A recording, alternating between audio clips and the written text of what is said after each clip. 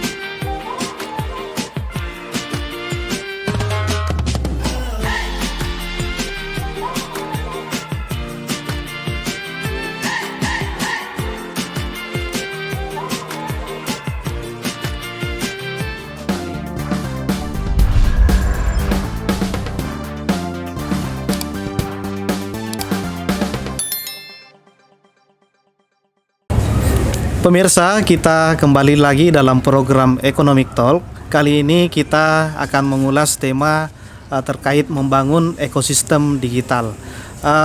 Di tengah-tengah kita sudah ada beberapa narasumber, di antaranya Bapak Rudi Bambang Wijanarko, Deputi Kepala Bank Indonesia Perwakilan Sulsel. Kemudian Bapak Bagus Ardani Sutoyo, Wakil Pemimpin Wilayah BNI 07, dan Nur Amalia Lukman. Ini salah satu perwakilan dari nasabah milenial. Pemirsa, kita kali ini membuka masker karena sudah menerapkan protokol kesehatan, sudah vaksinasi lengkap, kemudian kita menjaga jarak sehingga kita membuka masker untuk dalam program kali ini. Saya akan ke Pak Rudi terkait respons masyarakat Pak terhadap layanan digital keuangan ini, seperti apa respon dari segi pertumbuhannya dan lain-lain Pak. Terima kasih Mas Jar. Selamat siang para pemirsa dan pendengar semuanya. Selamat siang Pak Bagus ya, Mbak Malia. Jadi untuk transaksi digital ini mengalami pertumbuhan yang pesat Mas ya. Baik sebelum pandemi maupun setelah pandemi. Pandemi ini bahkan mempercepat ya, mengakselerasi lagi lah ekonomi digital ini. Nah, dari data-data yang kami dapat ya, hampir semua indikator itu menunjukkan peningkatan yang luar biasa ya. Contohnya ini tentang uang elektronik ya. Uang elektronik ini volumenya itu meningkat 132,1% year dibandingkan tahun lalu. Nah, demikian juga terkait dengan transaksi e-commerce itu meningkat 48,88% dibandingkan tahun lalu. Nah, yang paling baru produk yang kami baru luncurkan pun ya, Quick Response Indonesian Standard ya, itu naik 137,2%. Nah, sekarang sudah hampir 400-an ribu pembacaannya di sana ya. Nah, jadi kami optimis ini ya, ke depan ini transaksi digital ini akan meningkat terus. Saya ke Pak Bagus. Ini kan dari laporan BI bahwa ekonomi digital ini cukup signifikan Pak pertumbuhannya, bahkan di atas 100% dari tahun ini pertumbuhannya. Terus kalau dari BNI bagaimana untuk kesiapan ekosistemnya Pak? Apakah ada yang dikembangkan khusus atau seperti apa persiapan untuk menghadapi digitalisasi keuangan Pak? Sebelumnya izin Pak Takdir saya membuka masker. Assalamualaikum warahmatullahi wabarakatuh. Selamat siang dan salam sejahtera bagi kita semua. Yang saya hormati Pak Takdir, Pak Rudi, Mbak Nur Amelia dari generasi milenial ya. Jadi untuk menunjang perkembangan transaksi digital saat ini yang sangat luar biasa. BNI dalam mensupport ini memberikan solusi-solusi ya bagaimana berinovasi, memberikan layanan yang terbaik untuk menunjang transaksi digital. Salah satunya kami menyediakan teknologi one stop solution. Ya, itu dalam transaksi digital yaitu mobile banking. Ya, jadi dengan mobile banking serasa dunia ada di genggaman Anda. Di genggaman ya. Iya, seperti itu. Jadi sudah tanpa batas. Jam berapapun, kapanpun, dimanapun, kita bisa bertransaksi perbankan, mau transaksi apapun juga. Semua dijembatani oleh BNI Mobile Banking. BNI Mobile ya. Semua dalam genggaman Pak ya. Ya, dunia dalam genggaman. Ya, kemudian dari nasabahnya sendiri Pak, tadi kan sudah dijelaskan bahwa terjadi pertumbuhan yang cukup signifikan karena ekosistem itu yang sudah terbangun dengan baik. Nah, saya akan bertanya ke Nur Amalia Lukman. Ini salah satu nasabah milenial yang aktif bertransaksi di Bank BNI. Ini kan saat ini budaya nongkrong, budaya nongki itu cukup tumbuh ya begitu ya.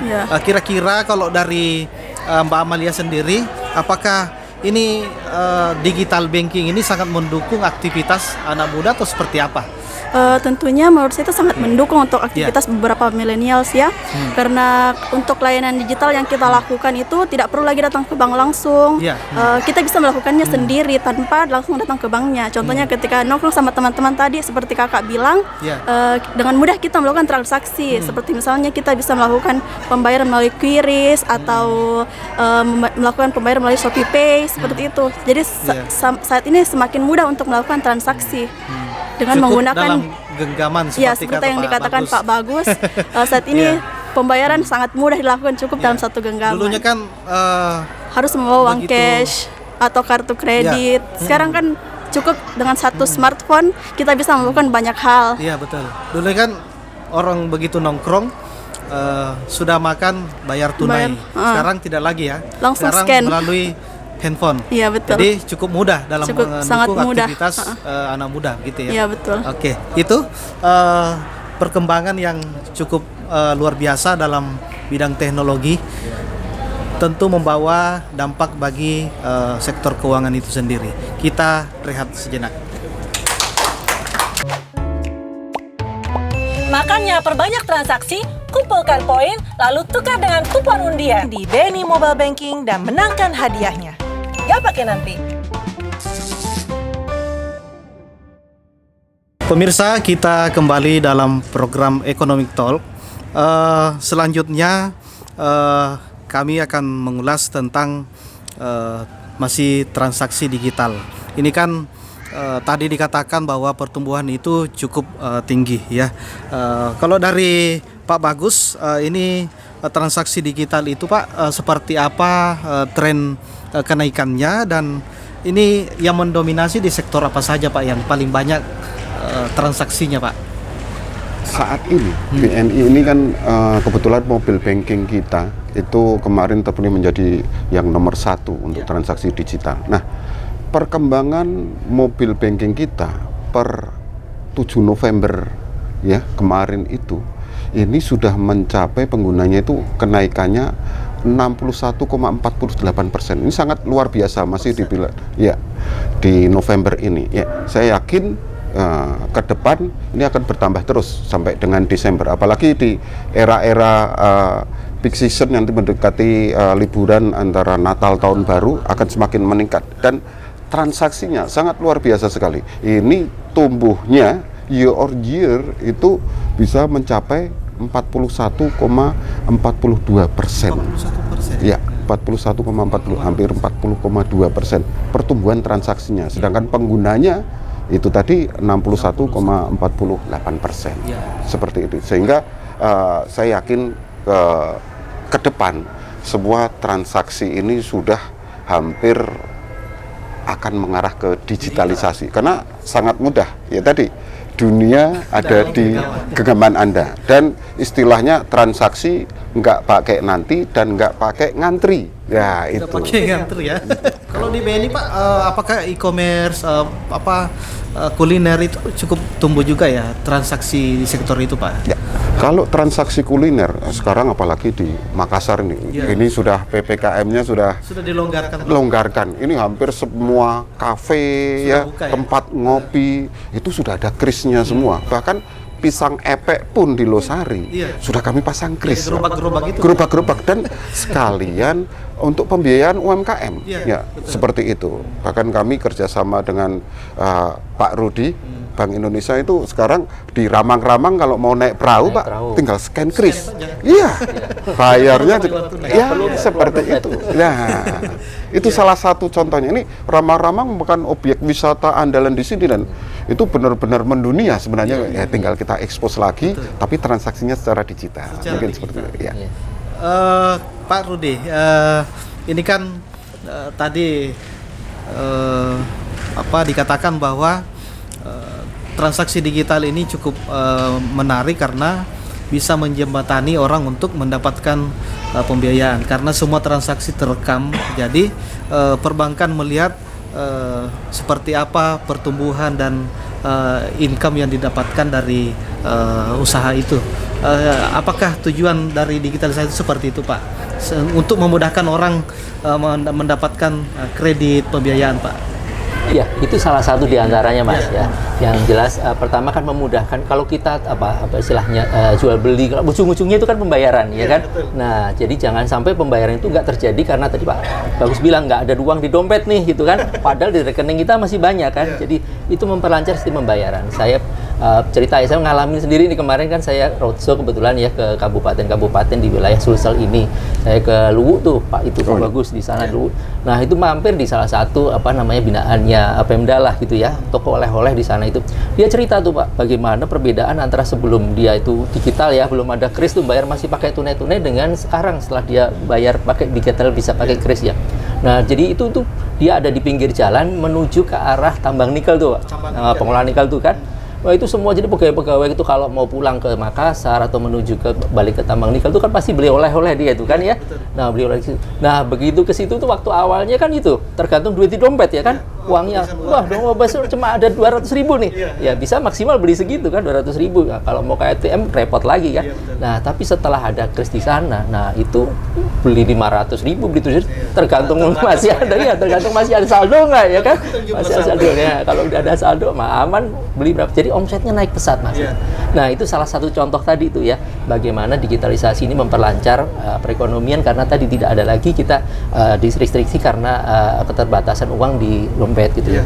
Nah kemudian yang kedua juga ini digital ini kan kita bagi pengusahanya ya, pengusahanya itu datanya bisa tercapture oleh banknya. Jadi katakanlah kalau sekarang itu bukan banyak nih Mas pengusaha-pengusaha maju usahanya minta tambahan modal ya kan untuk usaha lagi nih karena mau expand gitu kan. Nah banknya kan harus datang lagi nanyain kan, oh ini berapa omsetnya, berapa tambahan prospek apa enggak gitu kan. Nah nanti dengan digital tuh data udah tercapture. Jadi bank itu sekarang tinggal ngelihat aja datanya itu kan, cash flow-nya, pertumbuhan itunya, usahanya gitu kan. Nah, sehingga bisa otomatis malah justru banknya yang datang ini. Wah, Pak mau tambah lagi nggak ininya nih modalnya gitu kan. Nah, itu seperti itu kira-kira Mas gitu. Jadi memang ini luar biasa digital ini. Jadi kita juga bisa dari berbagai sisi gitu ya untuk memboosting perekonomian gitu.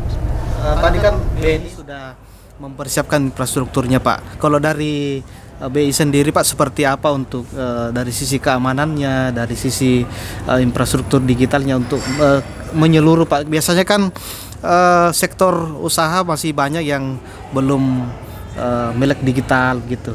Kira-kira untuk upaya untuk edukasinya seperti itu Pak, seperti apa dilakukan BI?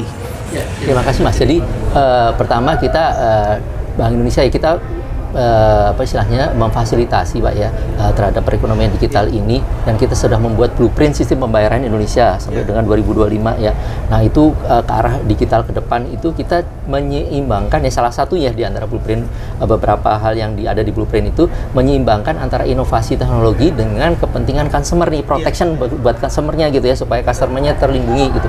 Karena kita juga memberikan perlindungan ke customer ya, supaya waktu bertransaksi itu aman gitu ya kan. Kita nggak khawatir apa namanya hilang duitnya, datanya kita ini gitu ya. Nah kita juga ada beberapa peraturan-peraturan yang mengatur ya kepada penyelenggara jasa sistem pembayaran. Nah jadi seperti tadi Mas sampaikan tadi kan, kalau datanya nanti jangan-jangan datanya dihack ya, dijual, dibuat apa gitu kan ya, kayak kan kemarin ada Facebook ada gitu ya seperti itu. Nah itu kita ngatur gitu. Jadi mereka penyelenggara itu harus menjaga keep datanya. Itu Mas. Biasa ya dari digital ini cukup memberikan banyak kemudahan dan termasuk kemudahan untuk mendapatkan kredit. Apakah Mbak Malia sudah melakukan kredit di BNI? Sejauh ini belum pernah. Belum ya? Iya. Berarti ini potensi nih Pak Bagus. Siap. Target market. Ya, market potensial untuk pembiayaan ya. Oke, kita rehat sejenak. Kumpulkan poin, lalu tukar dengan kupon undian. Menangkan hadiahnya. Dapatnya nanti.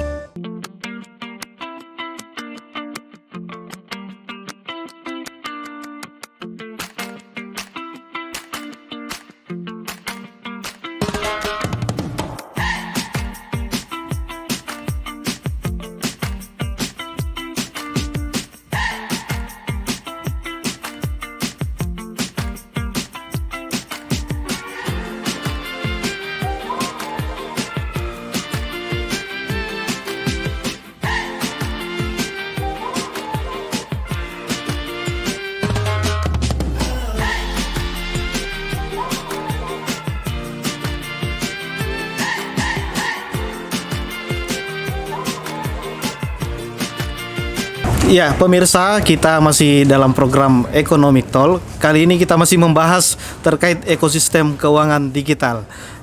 Saya ke Pak Bagus lagi nih, terkait mobile banking Pak. Ini kan sekarang sudah serba digital, mengajukan kredit, melakukan pembukaan tabungan rekening. Apakah mobile banking BNI seperti apa yang produk-produk yang bisa diakses melalui digital itu Pak? Iya. Takdir. Ya, dalam rangka untuk memberikan pelayanan terbaik, dan kami harus memberikan solusi ya, kemudahan kepada nasabah-nasabah kita maupun kepada masyarakat pada umumnya ya. Karena generasi sekarang ya kan itu pengennya nggak pengen ribet, nggak pengen ngantri ya. Ya, kemudian kami berinovasi ya, menciptakan solusi. Salah satu pembukaan rekening kami itu sudah by digital. Mereka bisa self service. Jadi bahkan tidak perlu keluar dari rumahnya. Mereka cukup mengajukan melalui digital ya, foto selfie, kemudian terbentuklah rekening itu, ya seperti itu. Iya. Segampang itu ya transaksi di zaman digital. Kemudian Mbak Amalia, ini kan sering bertransaksi pakai BNI ya. Iya betul. Layanan apa saja yang paling sering digunakan? Kalau saya pribadi tuh paling sering menggunakan layanan e-walletnya ya. E-wallet. Apalagi yang aplikasi terbaru BNI saat ini sangat memudahkan saya untuk melakukan top up, karena di sana sudah langsung dapat kita mau top up ke e-wallet apa, misalnya Shopee, OVO, Tokopedia, di sana sudah disediakan langsung, karena tidak seperti yang dulu kan kita harus melakukan transfer melalui virtual account, tapi sekarang kan langsung ke e-walletnya langsung, jadi sangat mudah dilakukan. Jadi semakin memudahkan aktivitas semakin memudahkan. Jadi tidak perlu takut kehabisan uang gitu iya. Kehabisan saldo di walaupun tidak ada ATM di lokasi yang ini, cukup menggunakan handphone ya. Ya, jadi cukup memudahkan kalangan milenial untuk melakukan transaksi. Iya, betul. Jadi ini tadi ya yang paling sering e-wallet. E-wallet sama QRIS-nya tadi. QRIS-nya ya. Oke. Kemudian dari Pak Rudi, ini kan terkait kris ini Pak. Bagaimana respon masyarakat Pak terkait kris itu? Apakah berdasarkan kita lihat dari histori transaksinya mungkin, apakah itu cukup bagus atau seperti apa Pak?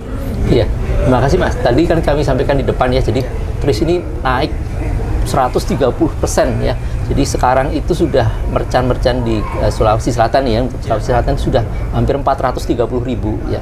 Tapi memang kami ini melihat ini masih bisa tumbuh lagi karena UMKM-nya aja 1,2 juta nih, ya kan? 1,2 juta nih. Nah, kalau semua UMKM-nya katakanlah itu kris semua kan, nah tadi bisa tercapture semua, bisa pembayaran digital semua itu akan lebih bagus lagi, Mas. Nah, kami memang istilahnya melakukan berbagai dengan perbankan lah, sosialisasi gitu ya. Kami ingin ekosistemnya terbentuk dulu, Mas. Gini maksudnya, kita bisa merasakan manfaat ya istilahnya pembayaran kris dengan kris ini kalau banyak merchant-merchant yang sudah ready pakai kris ya kan. Kita umpamanya ke warung, wah bisa pakai kris ya kan. Kita ke rumah sakit gitu, wah bisa pakai kris ya kan. Kita pariwisata tadi ya kan, bayar bisa pakai kris. Nah, kalau ekosistem sudah terbentuk, orang kan lama-lama kan ini juga tuh ya kan akan merasakan kemudahan dan akan menjadi suatu suatu habit dan suatu tools yang dia pakai gitu sehari-hari kan untuk transaksi pembayarannya ke sana gitu. Nah, jadi kami melihat kris ini potensial karena simpel, Mas. Kris itu hanya code ya, quick response code ya. Nah, itu tidak perlu, atau kalau dulu kan kita pasti gesek ya. Nah, itu harus ada kartunya, harus ada mesin geseknya gitu kan. Nah, ini nggak perlu. Nah, bahkan tadi Pak Bagus tadi bilang kan, itu bisa difotoin, kirim pakai WA. Nanti orang yang mau bayar, nah tinggal lihat itu difoto lagi, di scan lagi gitu kan. Nah, jadi semudah itu. Nah, tinggal ngisi, itu udah transaksinya berapa, itu langsung bisa masuk ke sana. Jadi menjadi transaksi bisa terlaksana gitu transaksinya. Nah, jadi kami melihat kris ini akan berkembang pesat karena mudah. Tadi orang generasi muda kan nggak suka yang susah-susah tadi kan, yang simple, gampang gitu kan, cepat dan aman ya. Nah, kami kris itu cepat, mudah, murah, aman dan handal. Nah, jadi semuanya bisa tercover di sana. Ya, kurang gitu, Mas. Saya ke Pak Bagus terkait ini kan digital ini sangat terkait dengan milenial. Kira-kira Pak untuk menggait nasabah milenial ini seperti apa strategi ini dari BNI? Dalam rangka untuk memberikan pelayanan yang terbaik, BNI penuh inovasi. Salah satu produknya yaitu BNI Mobile Banking ya. Pastinya kami jamin keamanannya, terus nggak ribet ya, aman, cepat dan tepat. Nah, dalam rangka ulang tahun BNI yang ke-75 ya, kemarin di 5 Juli BNI Mobile Banking melakukan inovasi-inovasi. Kami ada program untuk simple, fresh dan clean. Jadi kami ada upgrade, perubahan mobile banking kita. Sekarang mobile banking kita itu bisa menampilkan foto ya, sehingga fitur-fiturnya juga lebih lengkap ya, sehingga masyarakat jadi tertarik. Kemudian kami juga ada produk di mobile banking ini untuk transfer, seperti kita mau memberikan kado, namanya Dikado ya. Ya, kita transfer pakai menu Dikado, itu muncul ucapan, misalnya ucapan selamat ulang tahun, ucapan hari raya, sekalian transfer uangnya. Nah, seperti itu. Nah, itulah salah satu penarik program-program BNI untuk menggait dan meningkatkan transaksi mobile banking. Dan di transaksi mobile banking tersebut, ya, apabila kita aktif transaksi, kami itu ada program undian. Ya, undian dengan tagline nggak pakai nanti ya. Nah, nanti hadiahnya cukup menarik sekali, 2 mobil Tesla ya, mobil listrik ya. Nah, ini serba digital juga ya, makanya nanti nasabah kami supaya lebih aktif untuk transaksi mobil bankingnya. Ini, di mobil banking ini mereka bisa melakukan ya transaksi melalui kris ya, seperti tadi e-wallet juga, top up pulsa, pembayaran listrik, transfer, bahkan kami ada transfer ke luar negeri dan langsung online di remiten seperti itu. Nah, itulah salah satu keunggulan. Dan untuk meningkatkan UMKM, kami juga ada ya pengajuan kredit melalui digital e-form di aplikasi mobile banking seperti itu, termasuk simulasi angsurannya. Semuanya serba lengkap. Nah, silahkan gunakan ya, nggak pakai ribet ya, nggak pakai nanti. Mungkin itu. BNI juga sangat konsen saat ini dalam mendorong pertumbuhan ekonomi Sulsel. Salah satunya melalui ekspor. BNI memiliki program Ekspora.